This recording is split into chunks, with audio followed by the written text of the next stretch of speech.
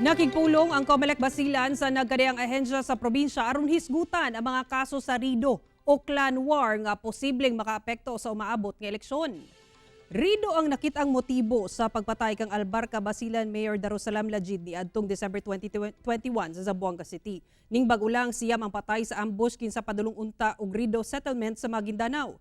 Karong nagkadaulang eleksyon buot sa Comelec Basilan nga hisgutan ang paghusay sa mga existing Rido sa probinsya nga posibleng makaapekto sa piniliay. Busa nakigpulong sila sa PNP-AFP, Ulama Council ug Ministry of Public Order and Safety. Anaa pa sa 20 ang existing Rido sa Basilan. Doon na nakunoy amicable settlement ang uban apan wala pa mahibaw isa korte ug sa gobyerno.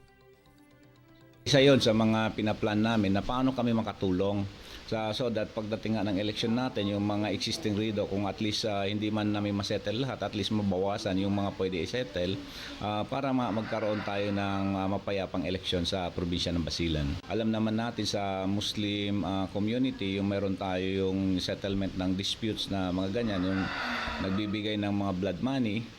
So kung halimbawa nagsettle na ang both parties, then they will just inform it the court so that yung mga case nila sa court ay masettle din.